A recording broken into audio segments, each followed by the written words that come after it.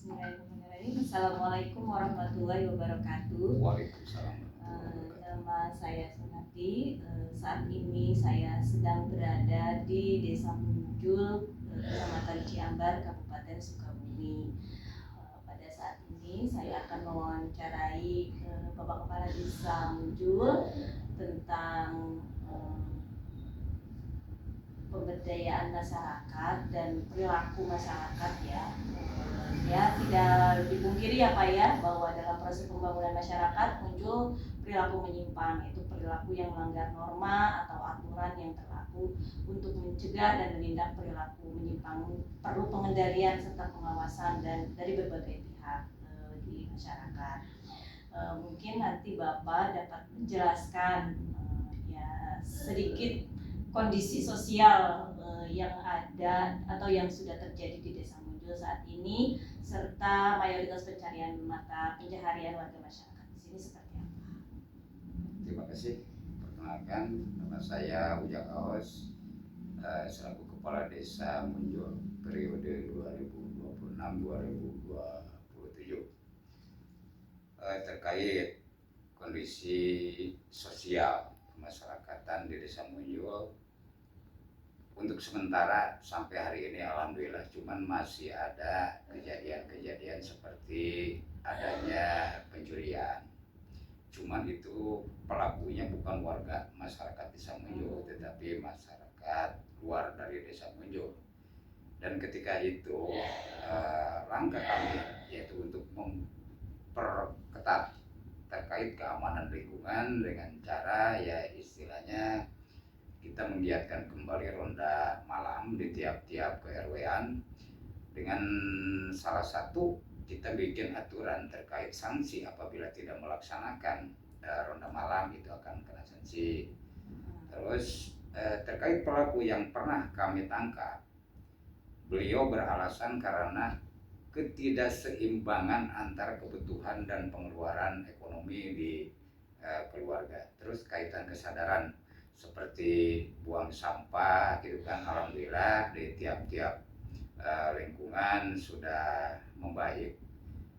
Itu berkat saran, masukan dan sosialisasi bekerjasama antar pemerintah Desa Munjul, kader Posyandu, Kesling dari Puskesmas Kecamatan Ciambar, termasuk dari Koordinator BPP Kecamatan Ciambar juga. Kaitan apa? Kaitan terkait pemanfaatan limbah atau sampah. Ibarat kata dari sampah singkong, di mana mata pencaharian masyarakat Munjul di sini mayoritas adalah petani komoditas singkong. Jadi sampah dari singkong hasil kupasannya atas dasar sosialisasi dan pembinaan dari Koordinator BPP Kecamatan Ciambar terkait pemanfaatan sampah singkong tersebut bisa kami berdayakan atau kita manfaatkan kepada ekonomi masyarakat, yaitu dengan pembuatan kadademes dan keripik setan gitu. Ya. Tadi terkait dengan itu belum ada peraturan yang secara tertulis ya Pak ya? Kalau peraturan secara tertulis untuk Desa Munjul sementara sampai saat ini belum ada. Kita mengacu kepada Pergub Kabupaten Sukabumi aja terkait larangan membuang sampah sembarangan. Berarti selalu ada edaran-edaran yang dikeluarkan oleh desa itu sendiri. Betul, ya, betul, untuk mencegah ke masyarakat. Ya, termasuk pamflet-pamflet juga di titik-titik yang rawan pembuangan sampah.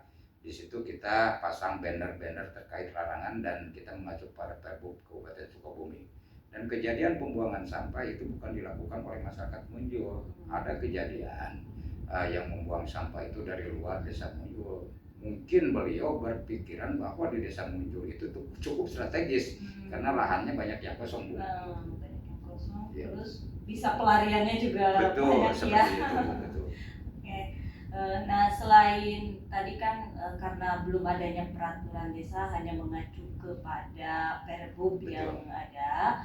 Tapi apakah ada tokoh masyarakat yang disegani di sini yang bisa sekali ngomong atau sekali berbicara langsung mematuhinya gitu. Betul Bu, seperti tokoh masyarakat, ada beberapa tokoh masyarakat termasuk di tiap KRW juga ada yang dianggap panutan di masing-masing, termasuk tokoh agama juga. Kita sosialisasikan bekerja sama dengan dari puskesmas juga gitu terkait pentingnya membuang sampah itu dengan tertib, tidak boleh sembarangan karena itu akan berefek kepada kesehatan kita juga. Ya, gitu. Terus dari situ apakah sanksi sosialnya ya, misalkan pernah ditemukan kan, pernah kepergok seperti itu, ada nggak sanksi sosial ke masyarakat itu sendiri? Apa memang dipermalukan atau dikucilkan atau seperti apa? Ya kalau seperti itu kami belum ya, cuman langkah awal kami berikan dia pengertian dan penjelasan pemahaman terkait pentingnya membuang sampah secara tertib, tidak boleh sembarangan.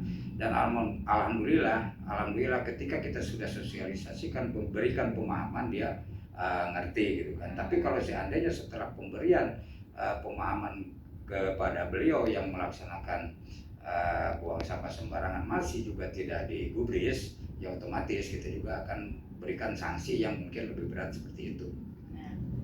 Oke, setelah terjadinya ada hal-hal yang walaupun memang bukan orang Munjul ya Pak ya, adakah tindak lanjut untuk pengawasan kepada masyarakat di sekitar dari tadi pengawasan pembuangan sampah, terus pencurian, pengawasan seperti apa yang dilakukan di desa Munjul? Sudah ada Bu, kebetulan kami juga sudah membuat struktur organisasi Satgas atau Satgas, termasuk kerjasama dengan Babinsa dan Babinmas yang ada di wilayah Polsek Nagrak dan Ramil Nagrak. Itu kan kerjasama dengan pemerintah Desa Munjul. Kita lakukan monitoring di wilayah-wilayah yang istilahnya cukup rawan terkait kejadian-kejadian seperti itu. Ya. Menurut Bapak lebih efektif mana, teguran secara lisan oleh Bapak atau secara tertulis atau teguran oleh masyarakat langsung? Lebih ngenanya. Oh itu kalau teguran yang lebih langsung kena gitu, lebih baik masyarakat aja langsung. Masyarakat langsung karena bersentuhan langsung gitu kan. Ya, jadi sanksi sosialnya lebih ngena ya Pak ya? Lebih ngena, betul. Jadi alhamdulillah saya dapat menyimpulkan bahwa yang terjadi di Munjul saat ini sebenarnya pengendalian sosial ini masih dianggap aman dan kondusif ya Pak ya. Dan mudah-mudahan selamanya, yang penting kita tetap harus waspada demi kelancaran ketertiban juga di Desa Munjul ya. Satu hal lagi, tantangan terbesar di pengawasan masyarakat apa di Desa Munjul ini sendiri? Tantangan pengawasan di Desa Munjul tentang sosial ya Pak ya. Anak-anak seperti main gadget, selain tadi sampah dan pencurian tadi. Ya betul, seperti itu. Sebagai tantangan terbesar adalah terkait betul seperti itu gadget Bu. Karena sekarang di wilayah Munjul anak-anak yang baru SD juga sudah pada pegang HP. Di situ kita tidak bisa gitu kan, tidak bisa untuk mengawasi orang per orang. Paling kita sosialisasi kepada orang tuanya, karena anak itu sendiri mungkin dia bisa membohongi orang tuanya gitu. Walaupun sudah ada larangan dari orang tuanya untuk menggunakan HP di saat-saat tertentu gitu kan. Selain digunakan untuk seperti Zoom atau pelajaran daring. Iya. Seperti itu.